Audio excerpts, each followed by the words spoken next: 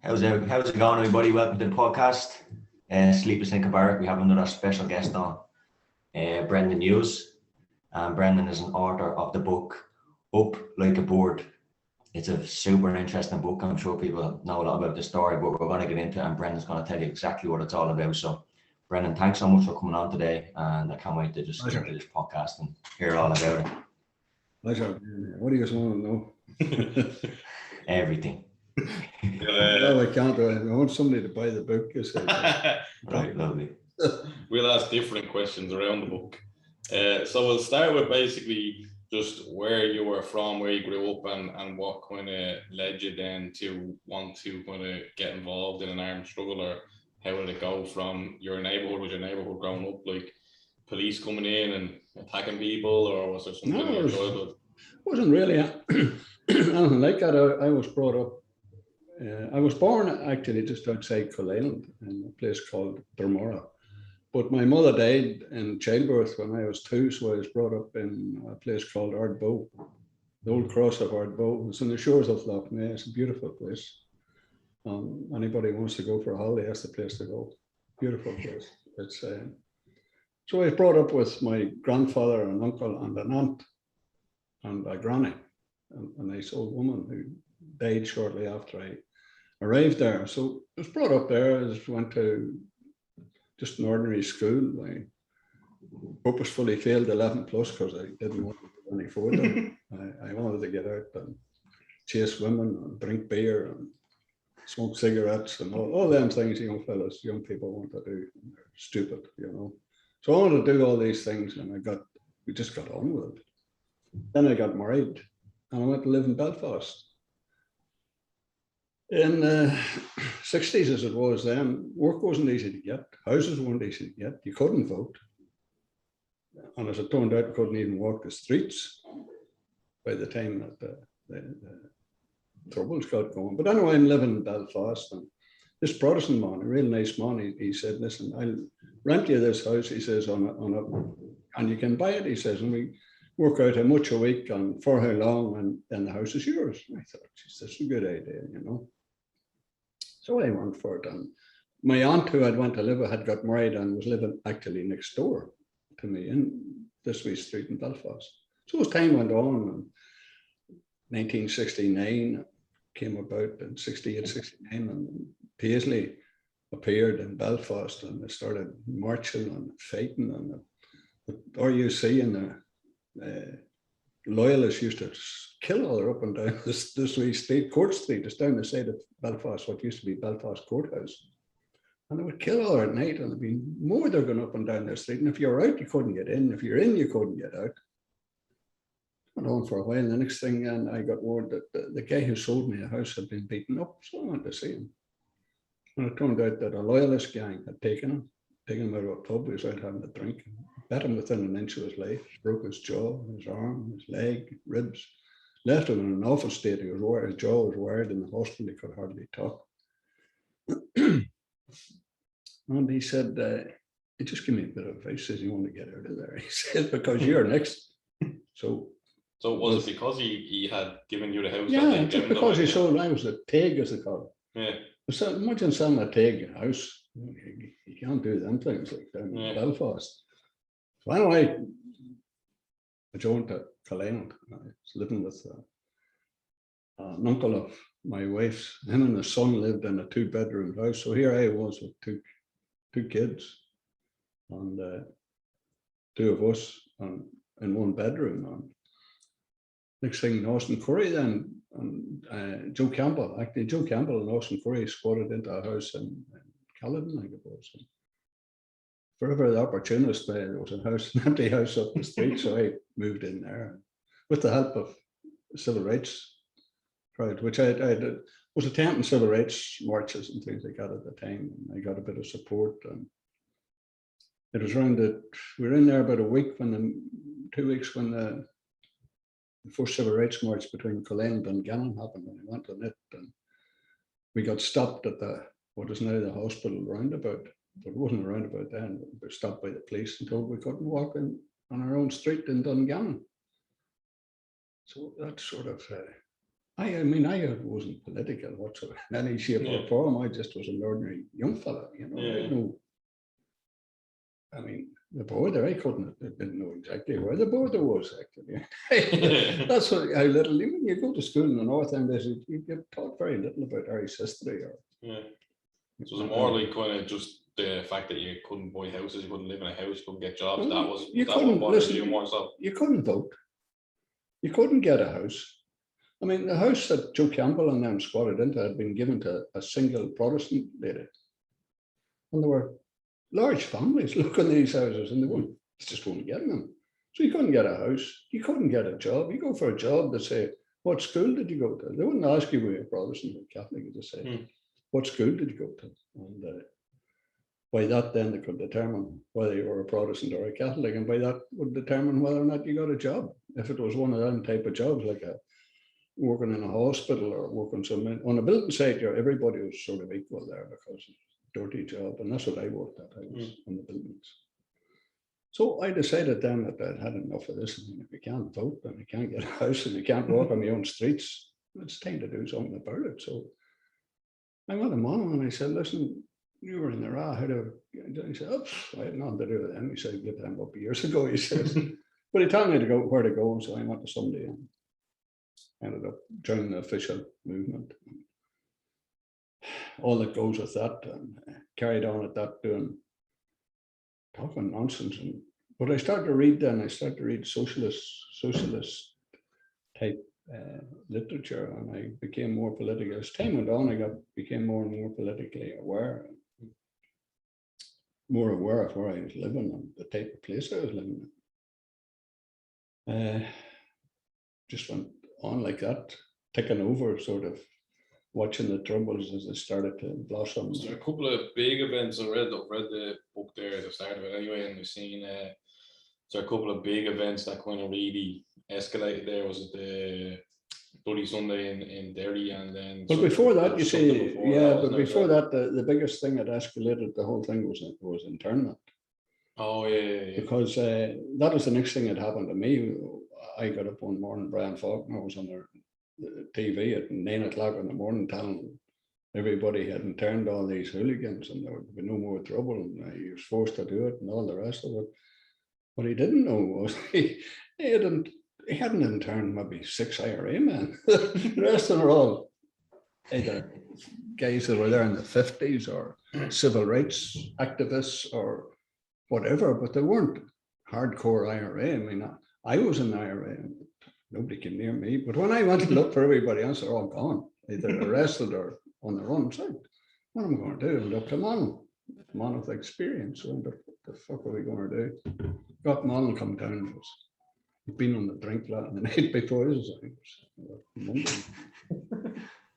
But he came down and he says, do you hear the news? What fucking news? I look like I'm listening to the fucking news, isn't it? And he says, he says, internment's in, and he says, so we come along with me, and we wrestled up these old bits of guns and weapons or whatever it was we got them. Waited that night to see what had happened, and sure enough, there was a riot in Killeen. Eventually we got a gun, or between the whole lot of us, when somebody went down and took a shot at the Brits, and so the whole thing kicked off. And so the Provosts were born in Tyrone. Myself and Mom instigated the birth of the East Tyrone Brigade on that night. That's the first night of anything. Was there more like activity going on? I know like that's like the start of it. Not so much in community in Belfast and stuff. Oh yeah, yeah. There was more activity going on. Was there? You see, I had been was in the stickies, as they were known then. And every night, every day, like there was something happening in Belfast, and you weren't sure. Like you'd be told that we done that, but you knew rightly they didn't do it. Somebody else was doing it, you know. And it was the Provosts, you know. So on the day of internment, when I had a look around, there wasn't anybody. It was only me. I was the only one left. So ended up got them all, and we got weapons from another source, and that's how it all started. And the rest of it sort of. It's history, as a man says. Went on from there.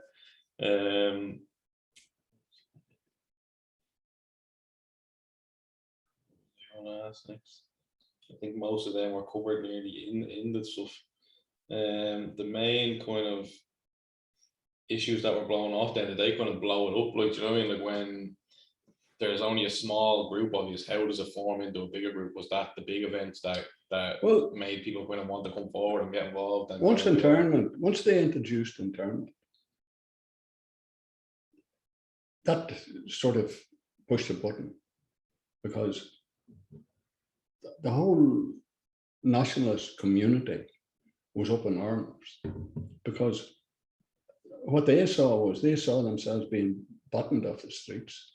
They saw that they couldn't get a house, they couldn't get a job, they weren't even allowed to vote, and now they were being beaten off the streets. And now, on top of all of that, they came along and arrest everybody without a charge. Nobody was charged. They just, here you in the back of that there, and take you away and beat the bollocks out of you, you know, and hope to get something out of you, which it didn't get, because these people had nothing. I mean, they weren't doing anything. I've seen videos like on YouTube and stuff of places in Belfast where like people would literally go along and burn out every single house on the whole street, and there'd be Catholics walking down with whatever they could salvage from their houses and stuff like that, trying to get off the street wherever they can. So the people that were doing that, that were involved in the kind of the unionist side, were they ever arrested or anything like that? Was there ever anything like that? How would they be arrested? I mean, what you saw were houses burning, but before those houses went on fire, the B specials and the RUC came along, and they had high velocity weapons. Like they had, I don't know, as a later heavy machine gun. They had a 30mm gun, and they had 50mm. Now a 30mm bullet hitting that wall goes straight through that wall and out through that wall. And there's anybody in the middle, it'll kill them. And a 50mm will do twice as much damage as that. And that's what they had. They had these machine guns on top of these armored cars, and they were driving. They were just spraying the place with. There was babies shot, kids shot in their bed, never got out of bed. Yeah. Was shot in a back bedroom and the bullets hit the front of the house. And this is what happened around that time in terms when the whole place went caught fire, so to speak. Yeah. If you look, I've seen videos, you know, like someone will be driving through back then, obviously maybe documentary films or whatever they're kind of planning, but you still see short clips of them on YouTube and stuff like that.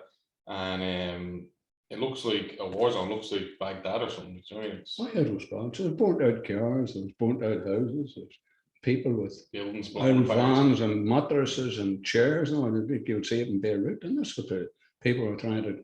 And there was Protestants moving out of Catholic areas, and Catholics moving. There was a whole shift of the population. There was a whole realignment of the population at that time, because Protestants and sometimes you would get bad-hearted people on both sides, and they would burn the house before they leave, rather than someone else. Yeah. Which, you know, probably is understandable. Somebody's putting you out of your house, out and fuck him. He's not going to live in my house. Yeah. It's sort of understandable. It's mad to think how short that was. Like if you walk around Belfast today, it's like any other city in Europe. That's right. Yeah. But not so long ago. That wasn't long ago at all.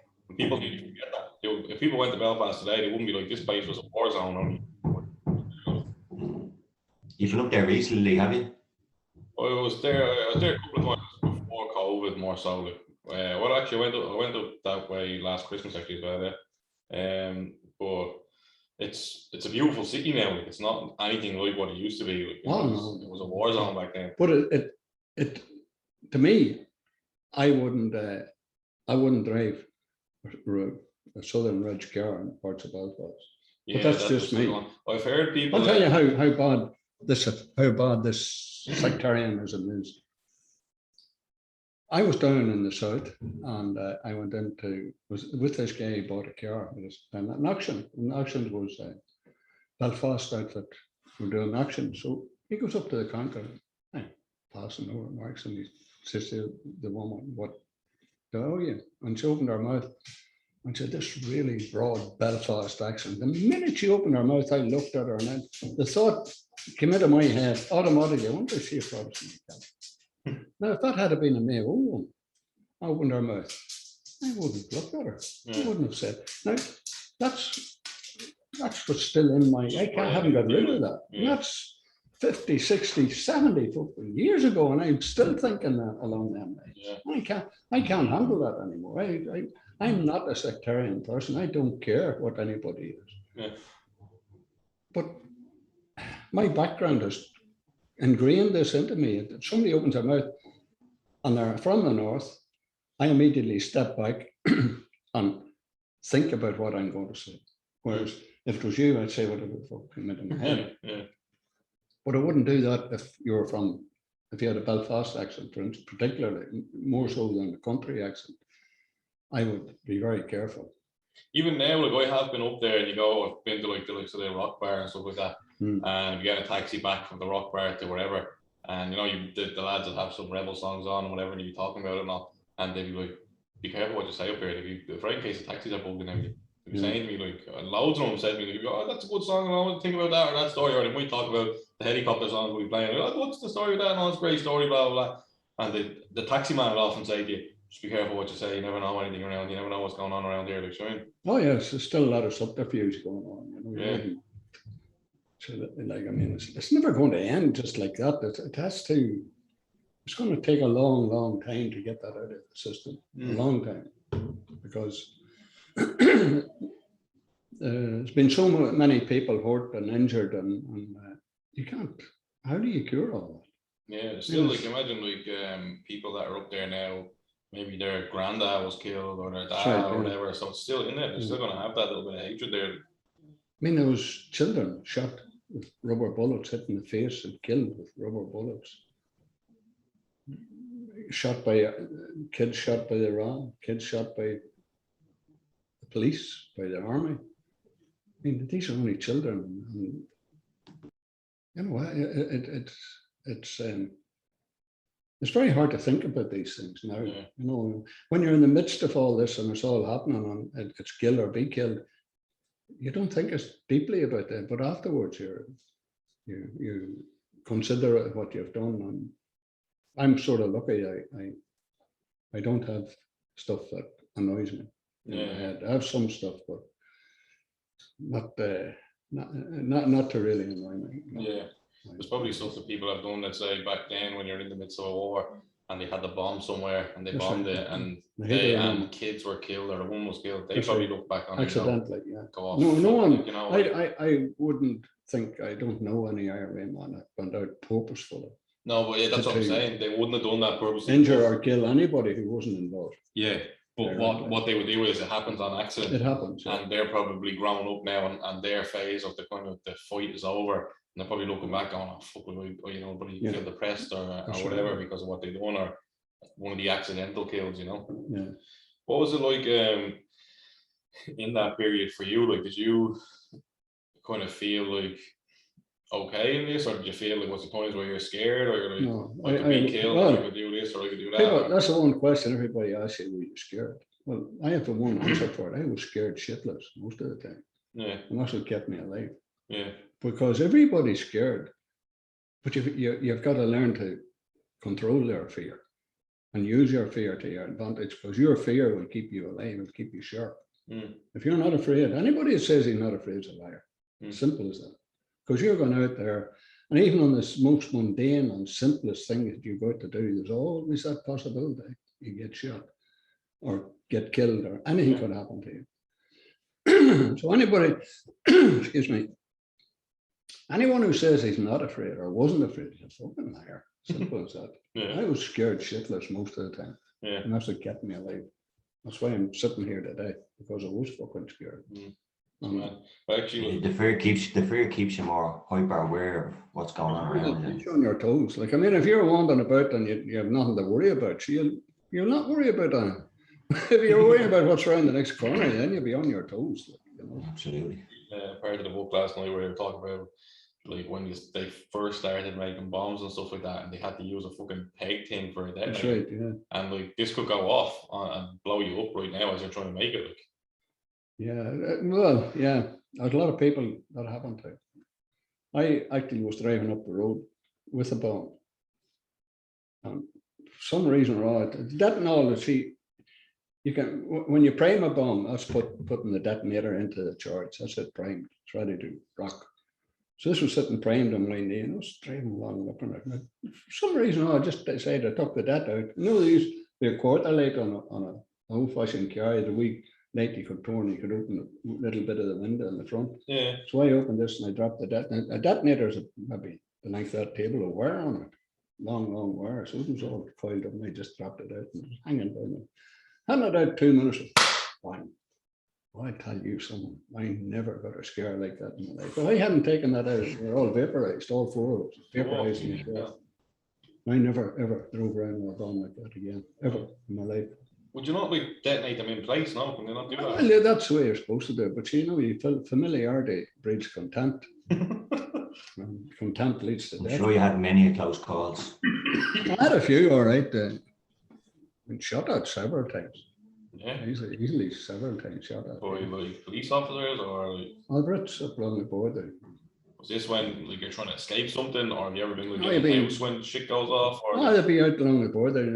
The Brits would dig holes, and then the locals would come along and fill them in. And then the Brits would come out and open them up again. You'd wait on them coming, you'd ambush them. It's like cat and mouse game, like, you know. Okay. But that was life along the border, you know. Everything went on along the border. There was robberies, there was ambushes, there was, you name it. Brits would come out and be digging holes, and you'd be shooting at them. And this went on, like that's what life was, you know. You're going into that, like you're really at risk. Like it's probably in a big open space. If you were going to take a shot at them, they probably had more sophisticated weapons than you as well. Like, so they're going to they can just open up. They had guns would kill you 2 miles away. IRA had used that. You know the sniper in South Armagh. That's what he was using from a 50 caliber sniper gun. That's a final bullet that length. That bullet will kill you 2 miles away and be accurate. Would you use like rob their weapons if you fucking got if you got them, yeah, but rare. Very seldom you get it.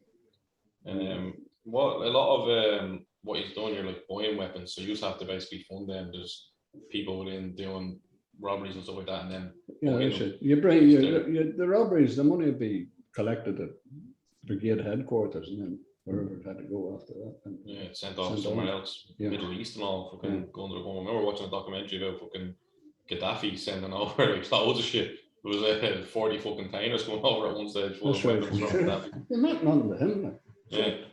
Gaddafi had filled 20 houses here with guns and wouldn't even miss it. So they meant nothing, like from Gaddafi's point of view. They were saying that like he basically had an issue with the British too. He wanted to fight them, and he's like, "How can I get at them from here?" Yeah, it's easier to give the weapons to the Irish; they're closer. He was using the Irish as proxies. Yeah. To get at the Brits, because I think some of that happened. If you remember, there was a police woman shot in London. Was it a police woman shot? Shot by out of the embassy or some controversy on. It was around that time there was a controversy as well. There's always controversies with Gaddafi, you know. Yeah. But funny enough, I would have had great time for Gaddafi. Educated his people, gave them hospitals, gave them all of that. Like, and you can say what they like about Gaddafi, but his people weren't starving and were educated. And from what I know of the situation, you know, I would have thought that Gaddafi was a reasonable enough person. Of course, he was a dictator. Yeah. So how do you square the circle? Like, I mean, look what you've got now without him. Yeah, exactly. Yeah. You know, look what you've got. They said Saddam was a bad piece of work, but look what's there now. It's turned into war zones. Saddam was no nice person, but look what's there now. That's all I can say. I don't know where it all went wrong, but it definitely went wrong somewhere. You know, it's mental. There was a couple of quite high-profile events you were involved in that we wanted to ask you some questions on. Which came first in terms of the prison escapes? Was it the helicopter? Oh yeah, the helicopter. The helicopter. You came first, and I had been on the run for over 2 years. They were trying to get me for a stolen car, and they never ever came near me because it was a petty enough thing. Small thing, yeah. But after the helicopter escape, they located and arrested me in something like 11 days. So I reckon somebody grasped me up because they couldn't possibly have located it. Yeah, and the flat I was in wasn't that long there. I was only more or less in it for 6 weeks, not enough, and no traffic in and out of it. So anyway, I was arrested outside the door of the flat and taken up and tried. And I had Tony Hederman was who later went on to become Chief Justice in the country. He was my barrister. He cost him like $1,000 a day.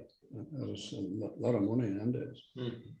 And I decided, I got bail and I decided I wouldn't. I know faith in these courts. So I decided I wouldn't bother going to court then. Hatterman chased me down along with Bill Fuller that night. And the night, say I was up today, they found me that night. And Hatterman says, listen, he said, I'm giving you my word, he says, 100% sure, he said, you'll walk out of that court. He says, I don't have any evidence on you. So next day, me and Bill Fuller ran up to the Special Criminal Court. And Bill had a sports car and what it was. Google Bill Fuller or something. He's an amazing person. Absolutely amazing.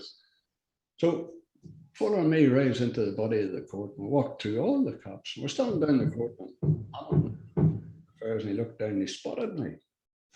And he looked at me, he says, what is that man with a warrant on his head doing in my courthouse? And now the cop was standing beside me. He put his hand out to arrest me. And man blew a feet. Don't touch him. He said, you can't arrest somebody in the court. And they all got around the bench and they're all figuring out, no, what are we going to do with this? Because it's not just a matter of putting you in the dock, you have to put there legally. So there'll be steps. So they're trying to figure out how would they do this. I got fed up and I walked up and sat down in the fucking dock. So they took me again. And anyway, he remanded me in custody and trial done, it was a 2 or 3 day trial. A judge went away and consider the verdict. And you can keep talking. Consider the verdict. And I, myself and Dermot Teeling were remanded down, no, just go downstairs and wait for the verdict. So we were downstairs and Hatterman comes down and he shook hands. There you are, he says. Didn't I tell you I'd get you off? I says, how do you, we're not off yet. I says, how do you get it? How do you mean? He says, the prosecution's just after shaking hands with me and conceding defeat. I said, that sounds all right. He says, so up me and Teeling goes upstairs. All rise, all stood up. They were found, both of us were found guilty and got 3 years apiece. Nothing, no, nothing, not a stick of evidence on it, nothing. It's the worst miscarriage of justice. Hatterman said it was the worst miscarriage of justice he'd ever seen in his life. And it stood as the worst until the Salons trainer. That was worse again because they found 3 innocent. At least I was guilty. But they put them away for time. And there was no evidence on them either. They betted out of them. There was no chance of beating them. I mean, they had me for 3 days, and I swear to God, first day I was just questioning. I just sat there and saying nothing. Went 2 days when nothing happened. So I got up this morning and it says, right, come on. I said, well, we want to see you downstairs. And I walked out of the Bridewell. The Bridewell has a circle in it, like a prison. And there's a walkway around. And I walked out onto the walkway and looked down. I swear you couldn't have got another branchman squeezed in there. They're all staring and looking up at me. So I come walking down, the path opened, I walked through it and into the suite room. Well, Brendan, he says, are you going to tell us all about that? I said, you were fuck off with you. You know, I've been there all 2 days and I hadn't said, right, that's a pick and back on it.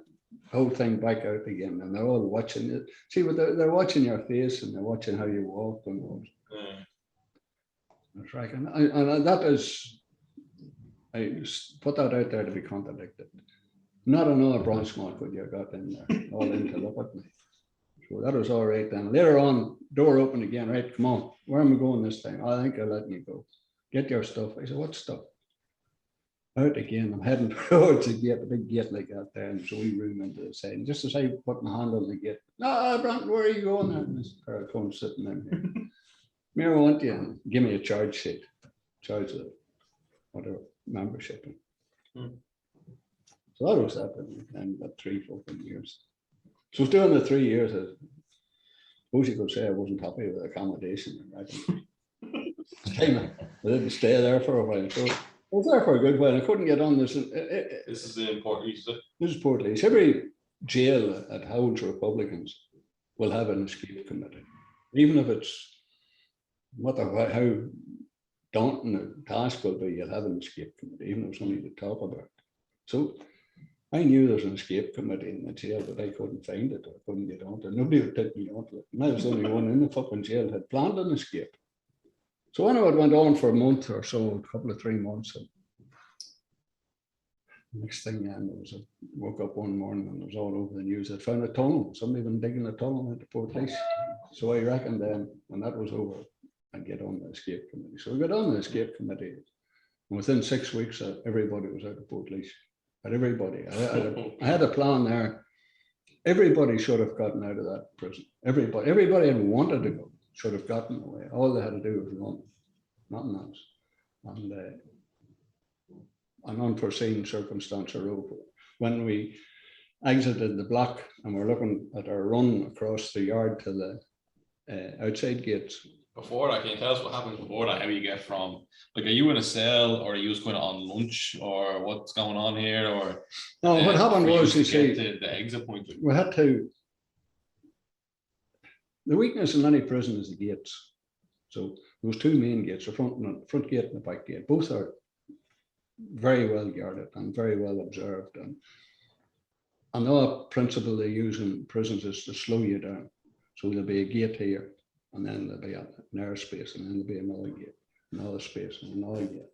And none of the 3 gates will open together. They'll only open this one. And you can't open that one until that one closes. So it's all to slow you down. So like walking into a bank. Like. Yeah. So we, to avoid that, Martin McAllister called me one day and he says, come here, do you see this here? And he showed me another gate, a 3rd gate, which was used by the governor. There was only a little door. He says, that's that. But he says, look, and the governor's part of the prison was isolated by a 25-foot wall, the same as the outside wall. So when you're looking, you would think you were looking at the outside wall, but you were actually looking at the governor's wall. And on the other side of that, then was the outside wall. So there's 2 walls. Yeah. So he says, if you look over the top of that inside wall, he says, you'll see the top of another gate in the outside wall. So we knew from where we were, all that was between us and the outside was these 2 gates. There was no way you were ever going to get a key for that gate, because all the gates inside are all different keys, different locks, different keys. So the one key you wouldn't get such a thing as a master key. So anyway, you couldn't depend on it. So the only way to get out these fucking gates was get explosives.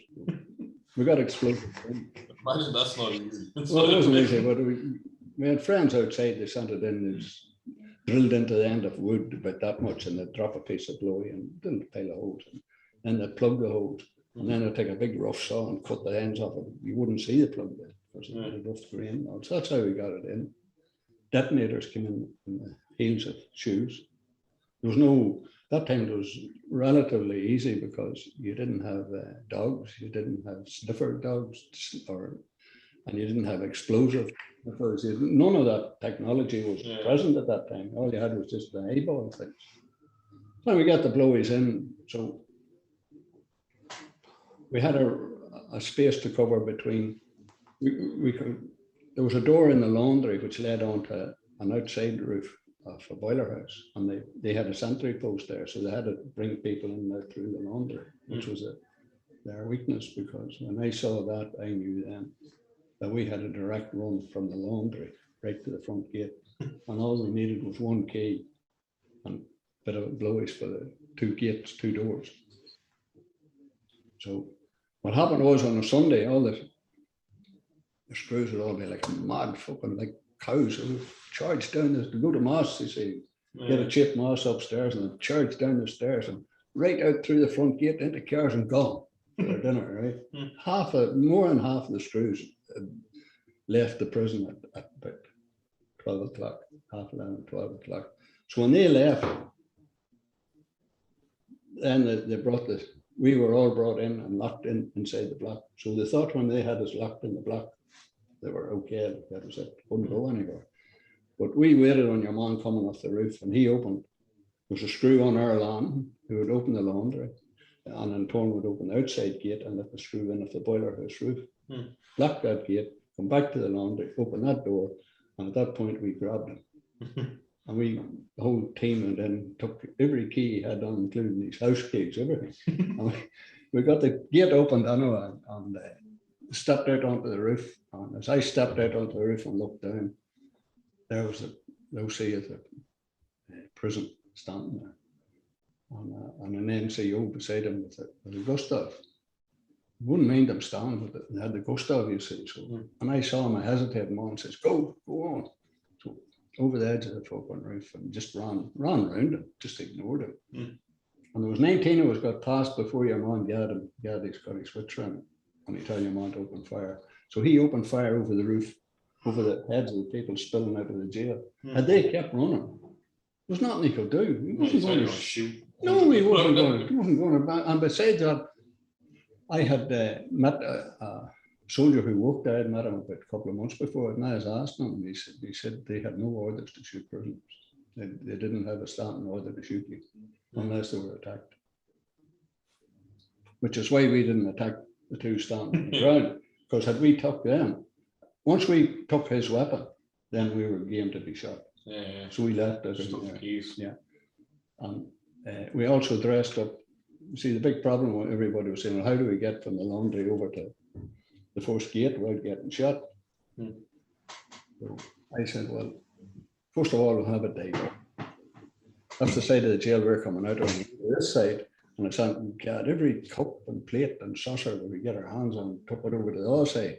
And once the man shouted, the word to go was Mickey Do, he said. It was a prisoner called Mickey Do. Everybody's always said, Mickey Do. So Mullen shouted Mickey Do, that was the word to go. So when he shouted that, these guys started to throw stuff out the window on the opposite side. The soldiers on the roof, the minute we touched the screw inside, somebody hit the button, siren goes off. As the siren went off, these plates started to drop and all, and people were roaring and shouting. So all the soldiers ran over to that side to see what the fuck was going on.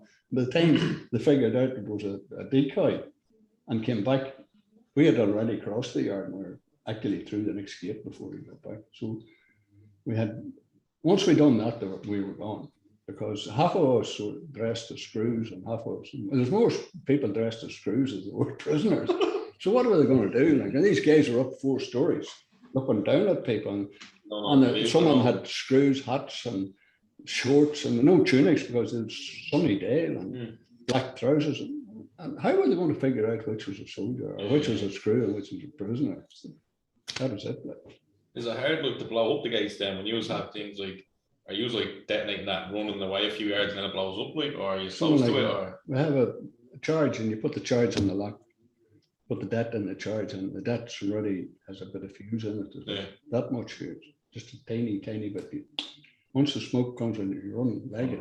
You have about 4 or 5 seconds, and it goes. Well, it's not a massive explosion. It's not going to fucking. Well, it sounds massive because it's all in. It's not shaped. It's just boom. So it echoes all around. And the screws, they were coming running to catch us.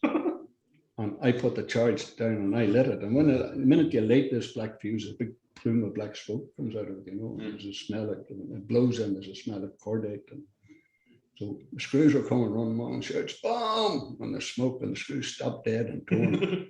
And just as they turned to run the other way, this fucking thing went off. Well, I'll tell you, they took off and there was seen no more screws after that. That was all over. It's gone. So that was us out, like, you know. Yeah. And then is it hard to kind of get away from there? You just have to like fucking run, get cars, get whatever. You had to go to ground as quick as possible. Right? There was that many people, you see, going. My idea was to overwhelm everything, because the way we were going, they couldn't. We had the entire jail going out through 2 doors and pouring out through it, like flying through it. So we overwhelmed the entire system. So they didn't know. It's the same with the helicopter. You know, the helicopter's gone, and so the alarm goes up. And they said there are 3 prisoners have escaped. And somebody says, how? By helicopter. And then there's screw shut and closed gates. And He's saying to set up roadblocks, and saw fucking guard saying, roadblock, what the fuck are we going to look at roadblock? It's a fucking alley. So the whole thing was totally confused there. Yeah. And when we got out of Portlaoise, they had no idea. There were numerous prisoners out, and we were all over the fucking place. So people running, there was people walking, there's people, cars, and they never got one of us. Did you just purposely split up like the 19 that escaped? Where you was like, you go that way, you go that way, or did you just scatter? Well, we had two directions. One went straight up towards the Boris Road, as they call it, which is straight up, and some Brian Harty and them turned left and went to the main road. So we had 2 points where you hit the road. And after that, then every man for himself after that. Yeah. Lasted, went on for days. And actually, we first of all, this was a very strange thing. There was a sort of there was something going on, another agenda going on through all of this, which is, can only explain by 2 things that happened. After the whole thing was over, I was doing time, and Screw called me over one day. He says, "May I talk to you a minute?" He says, "Well, depends. What do you want to talk about?" Oh, he says, "Were you in that house?" He says, "We in Wicklow." He says, "I was in the army." He says, "That time the police thing." He said, "Were you in that house?" I says, "I was." Well, he says, "I'm going to tell you something about it. I'm not going to go into that in detail." He said, "I can't actually," but he says, "We had orders the day that we raided that house, and all along," he says, "this was a standing order not to engage you in the firefight." I says, "But why?" Well, he says, "Well, the word was you were armed to the teeth." I says, "Well, nothing. Not even a catapult." I said, "Nothing." I said, "We're just lying there." That was number one thing that happened. After that, we were raided in that house. We made our way across the Wicklow Mountains, and we bang our big car.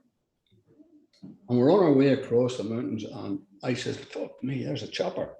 It was off to my, say, 11 o'clock in front of me. And where I seen it just down behind this stand of trees. And they looked, there was nothing there. And I said, "Fuck off." And I said, "Listen, there's a fucking chopper," and it dropped down behind them trees. I didn't give a fuck what you say. So on we went, saying no chopper.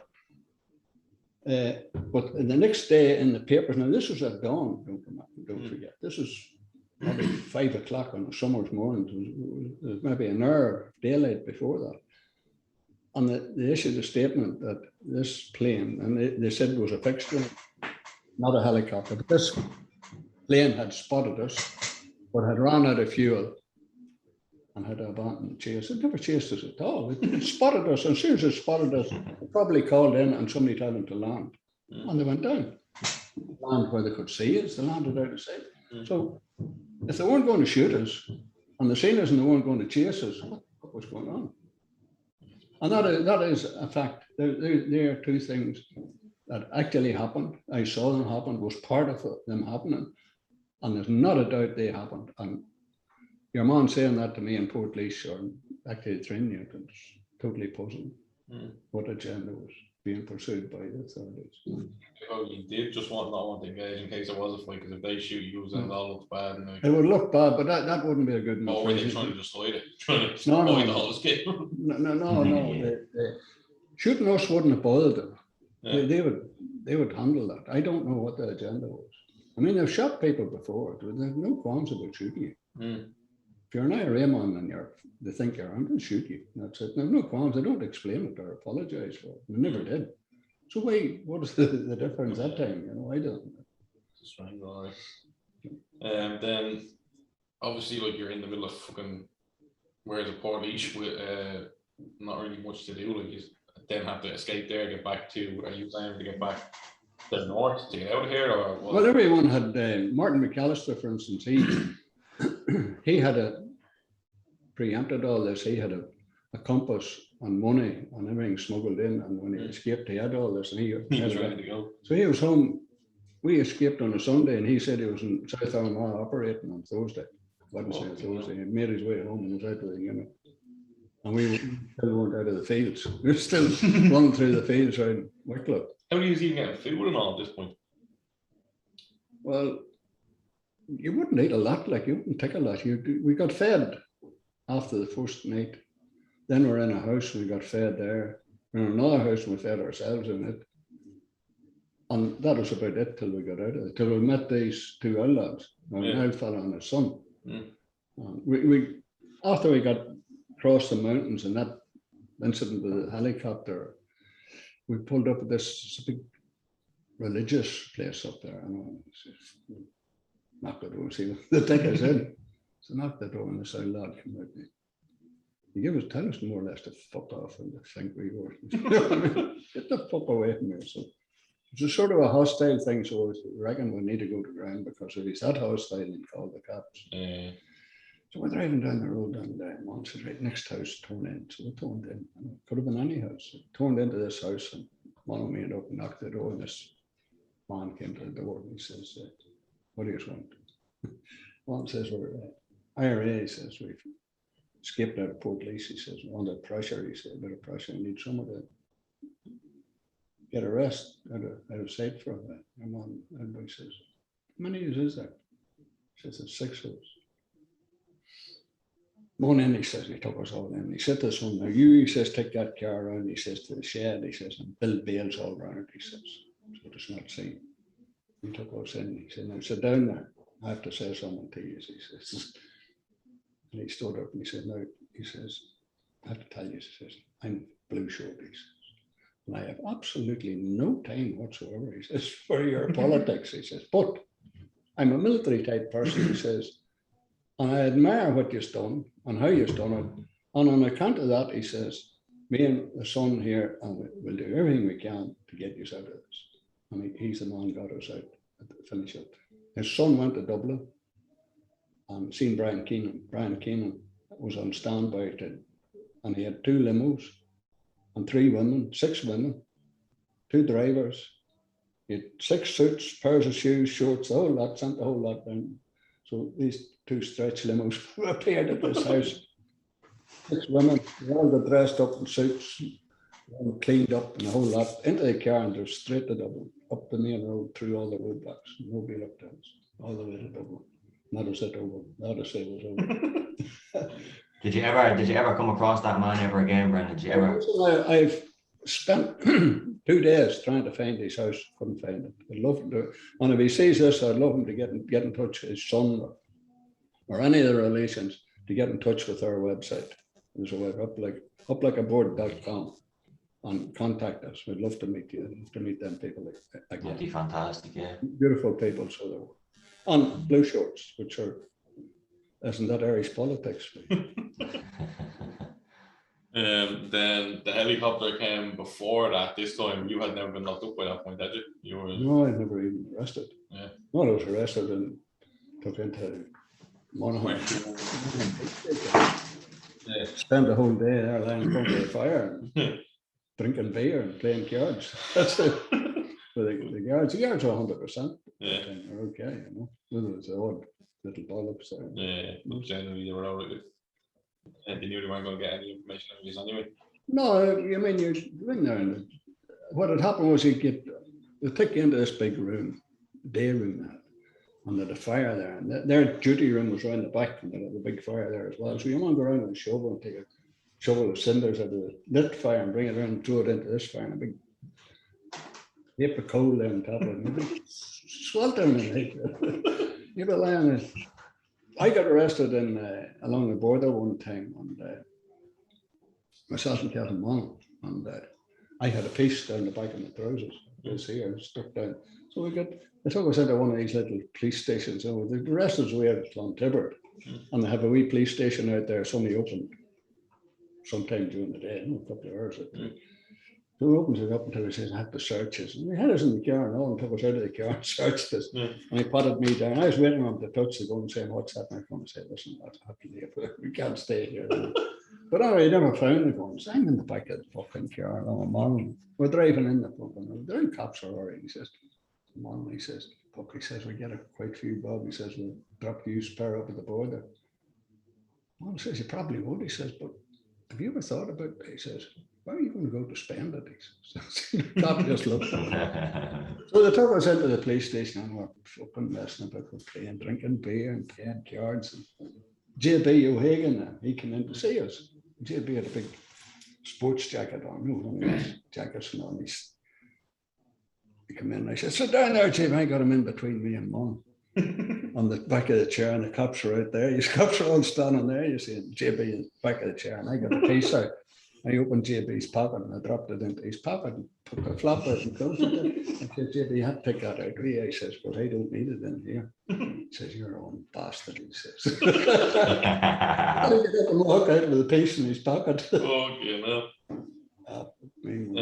When it comes to planning the helicopter escape, where we have some people here, friends of ours, or whatever the case may be, these people were selected, we want to get them out.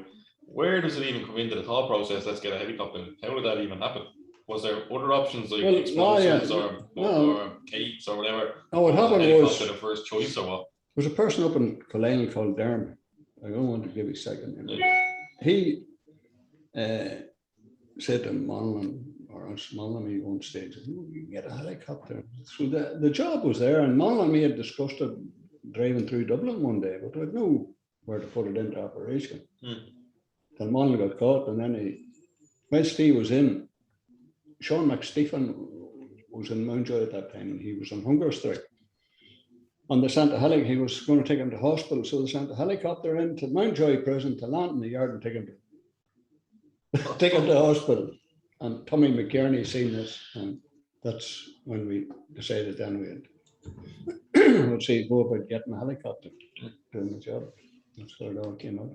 And then when you're trying to source a helicopter, like, is that difficult? Like, I wouldn't even know where a fucking helicopter would land today. Well, back in the 1970s, I'd imagine that was even harder. Like, was it kind of like? Well, the only thing, I didn't know anything about helicopters either, and I had no idea. But so I got somebody to pretend I needed one, and what's the story? How do we go about it? And it transpired that it was easier to hire a helicopter than it was to hire a car.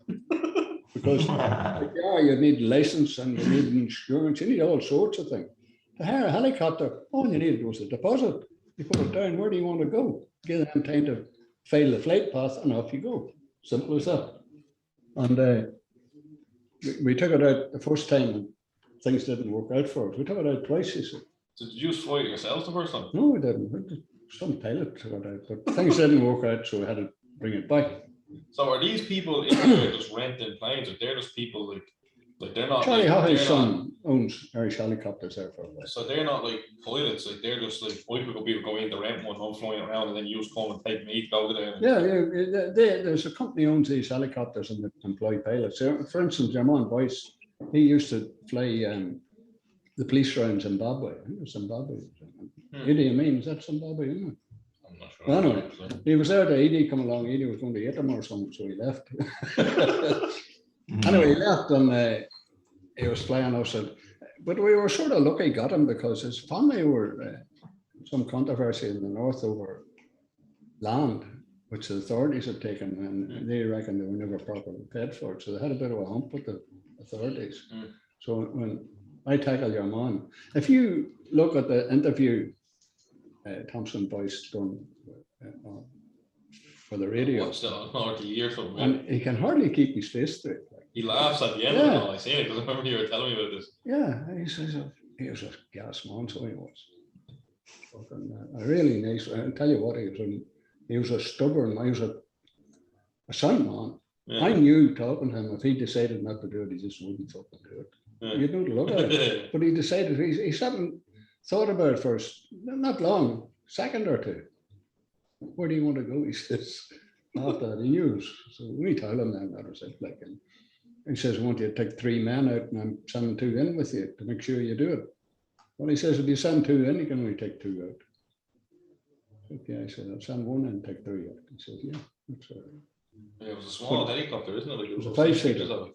And he says that I can't guarantee, he says, that when I land, he says, I'll be able to take off, and I will tell you, he says. Because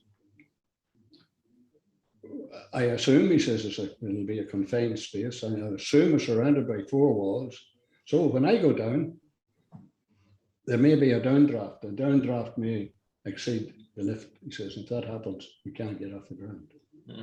But he says, I said, how do you? He says, well, I'll try to hover without landing. So I think I don't know what he do. But anyway, he took a chopper in and took it out. Simple as that. And done a good job of it.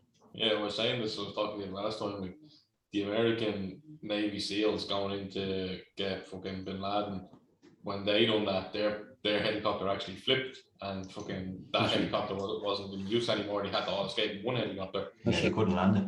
Just imagine, like, if the American Navy SEALs struggled to land a helicopter in this place, that fella landed one in Mountjoy, like, that's mental. Yeah, well, the SEALs would have been flying a big double Yeah. gate, and they're going in, I don't know what you call it, the massive choppers, like, Yeah. this is only a wee tiny fucking thing, Yeah, you know? so it was easier to fit in. Yeah. And then, are you involved anywhere else along the lines? You're involved obviously at the start. Do you have to get any involvement? The rest is just that thing goes in there, leaves down the Balboa, and that's it. Like, is there more to? No, we had the whole setup. We had safe houses. We had everything set up. So when that helicopter, the way I had it worked out was that from the minute that the helicopter landed in Mountjoy until everybody was sitting drinking a cup of tea in the safe house was 20 minutes. That's the time span. 20 minutes. 20 minutes. Any more than that, we're in trouble. Yeah. And it was all done in 20 minutes. 20 minutes.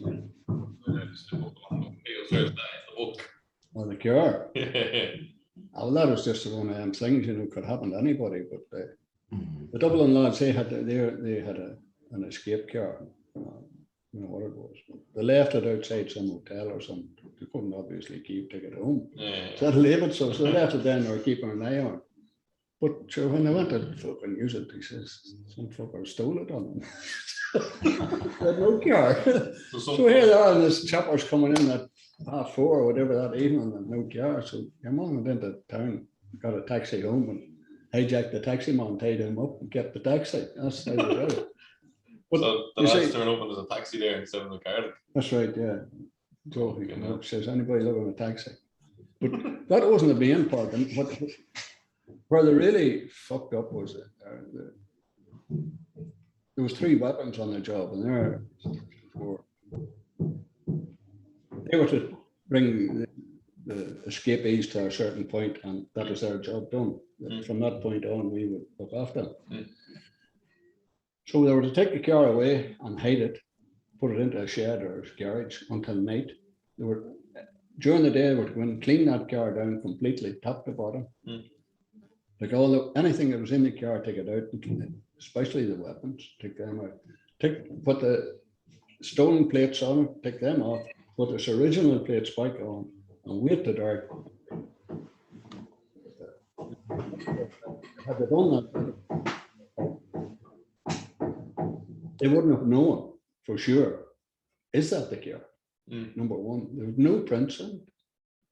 All they had was this car was hijacked, used for something, and I was left back, plates and all back on it. So it would have slowed them down that much, you know. But and plus there was a map which McNally had, which was undoing for me anyway. They would have got that as well. But they didn't do any of that. What they done was they just waited to dark, pushed the car out and abandoned it. And in the middle of it all, the car wouldn't start. And poor old Dermot Teeling's walking down Selman Public. And Dermot's coming down the scene and folks say, listen, give us a push of this car. We can't get it started. So Dermot pushes the car. Full set of prints, the back of the car. Poor old Dermot's prints were with the cops as it was. So around 20 minutes, I had him arrested and charged. So I landed in, when they caught me and charged me, I was brought into the Bridewell or into Green Street. And walked down, there's a cell, you go down the bottom, we cell about quarter the size of this here, and that's where they keep you over dinner time. Walked in, there's this guy sitting in the corner. I says, how are you doing? I said, what are you in for? Because the Republican, ordinary prisoners, if 2 ordinary prisoners, they wouldn't even discuss what they're in for. Yeah. But Provost, Republican, the first question you get asked is, what are you in for? So I says to him, what are you in for? The helicopter job, he says, and I'd never seen him before. I says, a helicopter job? Yeah.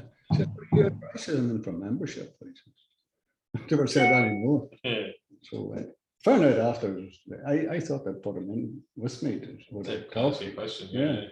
So I was refused to talk to them. But that's all it was Dermot was got himself 3 years. 3 years for fucking pushing the car, man. So Okay, yeah. it's a bit rough.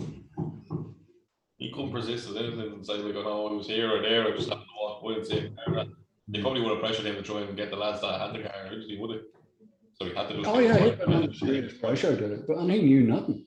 It was his worst. I mean, absolutely nothing. He just happened to be there, the wrong place at the wrong time. It's mental.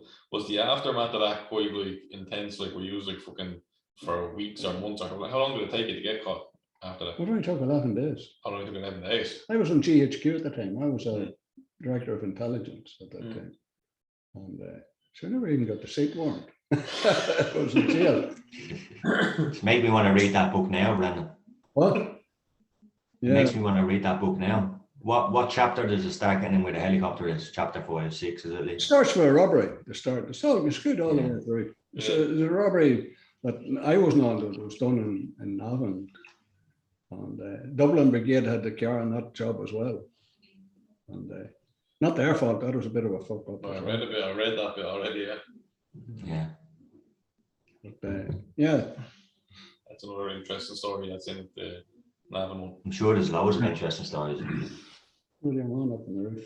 So is that fucking seagull or something? Iron gold. So I wouldn't have it yard with a caddy pot. Get that thing out, Yeah, I don't know. Boy playing that is. That's like a drone. Is there any other kind of interesting, funny, different stories that came along the way that you can tell us about? I'm sure he has thousands, Lee. Or like that you want to tell us that you still want people to buy it, so we don't want to give them too much information. Funny things. Well, they said the cop threatened me. The only time I ever got threatened in the police station was the helicopter thing. They've been at me for, I don't know how many, from the minute they caught me, I was steady. I refused to even talk to them. And this little runt or little bastard, and I was sitting here and he's there in front of me. Going on, I was just sitting like this, and I'll give you a fucking nut, he said. And I looked at him, you give me, I said, here, come on, give it a good shot, he says. You only get one, I said, give it a good one. I said, could cost you a lot, I said, come on, give it to him, come on. Come on, you're a fucking watery cunt, I says, come on. And your man was sitting over here laughing his bollocks up. So you're a little withered little bastard, I says.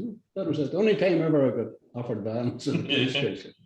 So I reckon when they done that, they said, well, he's not going to say fuck all now. And they charged me then at that stage. Throughout that time then, obviously, you end up afterwards falling out with your own people or your own friends for one reason or another. Was that period, was there fear in that period? Like, you know these people, what they're capable of, were you kind of like... Well, there's an old saying about sometimes you can't see the wood for the trees. So you're that far in, I was that far in, but fear didn't mean anything anymore. It was your constant, it was that apprehension. It wasn't fear, it was continuous apprehension. You didn't know. I mean, Jesus, the worst person you could have after is the police. Yeah, because at least the police, you know who you're dealing with. Normally, you know who you're dealing with. Police, you don't know who you're dealing with. I'm talking to you. You were telling me I'm a great man altogether. And as soon as I leave your phone, and he's just left my house there, and you're gone. And he's only doing his job. It wouldn't be that he'd be not doing anything bad. That's his job. The most efficient unit of the IRA ever. So you have them after you now. That's right, yeah. But I knew what they were capable of. It shouldn't help things. But that was it. Like, did you have to leave the country? You were actually locked up then again, right? I got locked up. I was trying to figure it all out, how to get out of the fucking thing, because I was on the route to nowhere. Like everybody looking for it. Is there threats when you're in prison then? Like obviously they have people. Oh no, they didn't threaten me at all in prison, not at all. No. They just ignored me. It's nearly as bad. Yeah. And then they just ignored me and left me alone. Yeah, was it before you went to prison for a long time or after you came out that they were kind of actively looking for you? Like when you No, once I done my time, that's forgot about it. Yeah, but before that, there's a little period where they're kind of looking for you. Like, did you need to leave the country? Because if I'm in that position, I'm probably like, I'm fucking out of here. I'm gone. Yeah, well, I could have left the country. I had money, 2 different occasions. I had money to leave the country. I didn't bother. I didn't want to leave. But I wanted. Where would you have went to, Brendan? You could have went anywhere. The most obvious place would be Spain, but you'd be forever looking over your shoulder, you know. Yeah. So it was no good. That was no good to me. I didn't want to do that. I wanted back in the Provost, but I'd burnt my bridges, and that was it. And there was 2 particular Provosts from Tyrone who personalised the thing, and once it was personalised, there was no way back. Yeah. There was no way back. I was wasting the time. I didn't know it at the time, but I was wasting the time. What did you get the 20 years for? What was that over? I got 20 years for firing shots at a guard. Believe it or not, it's a misdemeanor. And this was categorized as a misdemeanor. I only got 20 years for firing shots at a guard, not trying to kill him or anything like that, just firing shots at him. But what happened was, you see, when we got out of the bank in Navan, that's where the incident happened, the cops had to surround us, so we had to get out. And they were chasing us, and there were shots fired at them. But it was me that wanted it. I was with another man called Eugene. And when the books of evidence came out, they blamed Eugene for doing all this shooting. So the only way they could get me, they made a mistake, you see. They should have blamed me and had Eugene, and then things would have been better for Eugene. But unfortunately for him, they blamed him. So they gave him 20. And they gave me 20 for being with it on that particular, but there was lots of other charges. I got, me and him, I think we got 120 years a sentence, all condensed into 20. We read in the book you didn't wear bodies around then, didn't you? At the start, no, way at the start, we were at that time. This is we own. But the way at the start, nobody wore anything. Just do jobs normally, yeah. There's probably no cameras around, was there? No, thanks to no cameras. So you just had to go and face people knowing your face or whatever. Yeah, no one was going to give you evidence against you anyway, you know. Yeah. I think was there anything else you wanted to ask? I think we've kind of covered the main stories anyway that aren't in the book, or small bits of the book, so we don't want to go into too much detail. We'd rather people buy the book and read it from there. Oh yeah. When you look back from now, like, is there anything you kind of regret, or would you go, if you were fucking 19 tomorrow and that shit was going on, would you do it all again, or would you go, fuck that, stay away? No, if the circumstances, given them circumstances, like what No choice. You know, it's better just be subservient. You know, I mean, I'm not the type of person to be subservient. I have a problem which has gotten me into endless trouble. I can't take orders. Somebody tells me what to do, I go the opposite way. Yeah. Just can't do it, not gracefully, anyway. You know? Yeah. I do take them, but not gracefully. And so what would you do? Like I couldn't see myself doing anything other than giving it a go. Yeah, so, if you're in that period again. Yeah, if that all happened again. For kids now, these days, obviously, it's it's a different. different world. Like, it's not like that anymore. You're not going through that. There's nothing up You're there living in a nice, comparable to what nice city now up in Belfast or whatever. You can go out today and you can vote for United Ireland. Why would you want to kill people for it when you can vote? We couldn't even vote for a job. Yeah. So we could vote for nothing. There's nothing you could do. But today, that's all changed. I mean, today, you can, if a referendum comes along, you can vote for United Ireland. That's all you need. I mean, you have a way of doing it now. And there's been thousands and thousands of people killed just to get here. And I'm not entirely happy at the end, but the end is the end. This is where we are. We can't, what can we do with it? We have to make the best of it, the same as the people walked out on the day of internment. They took the situation as it was and made the best of it. They didn't go out moaning about Devil Era and Collins and saying, them wankers who fucking sell us all out will do nothing. Yeah. They took it as it was and went with it. So I don't know. I'm just saying, it's just personal. It's all different today. Totally different. I would hate.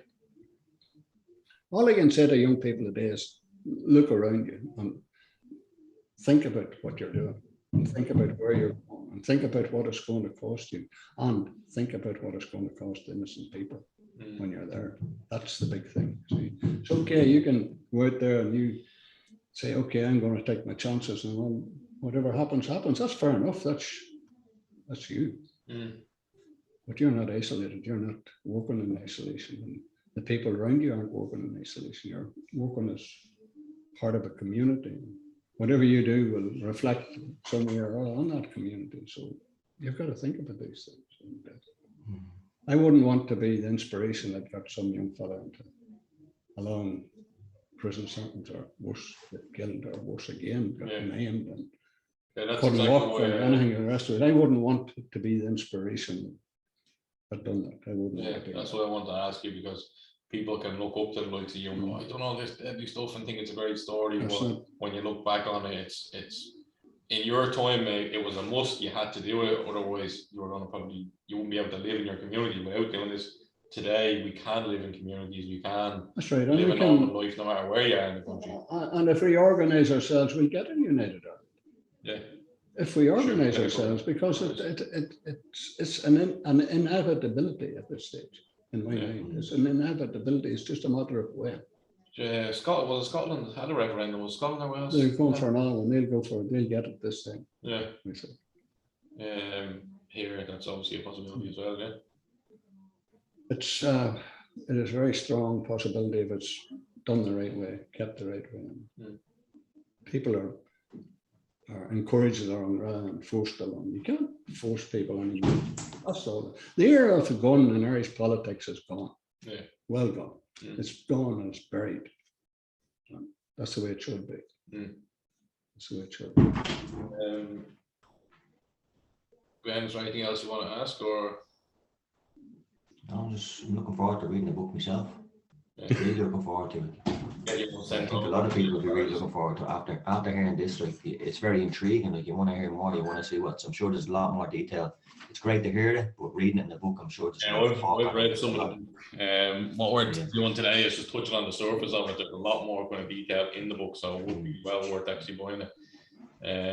Do you want to give kind of information? I'll put the links in, but do you want to just tell people where they can buy it? There's certain shops around Dublin as well stocking it now, isn't there? If people don't want to buy it online, or other people might be watching. It's all up on the website.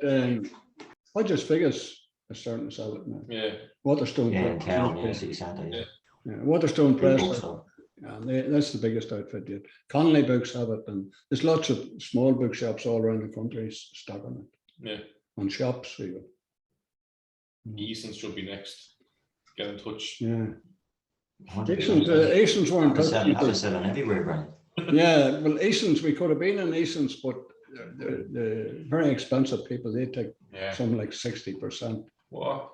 Yeah. So we didn't go. We're playing hardball. They come back to us and go on our price. Consider it, yeah. But it doesn't matter. I mean, it's out there. People can buy it directly through the website, can they? You can buy it directly off the website, yeah. Yeah, okay. So I'll put the links in the Instagram page and stuff like that, so people can go on there. And then they actually have a Facebook as well. The Facebook is up like a bird as well. So between the Facebook and the website, you'll be able to purchase the book. And we hope people do buy it, because you're going to get a lot more information on what we've got today. So definitely agreed. Brendan, thanks so much for coming on. Really appreciate it. No It's problem. fantastic to meet you. It's a pleasure. You know it would be great, Brendan, if the guy listening that brought us down the two limos find his way to you somehow and he's end up talking. That'd be fantastic. Yeah, if he contacted us, it'd be great. Hey, I don't think the man himself, the old man, will be still alive. The son would be. The son should be about, yeah. Probably still has them limos still. I'd definitely love to meet him again, you know. Well, we hope that's what comes from this. Lovely people. Okay, that's it. Thanks again, Brendan. We'll sign off. Stop this recording now. Thanks, Brendan. That's it.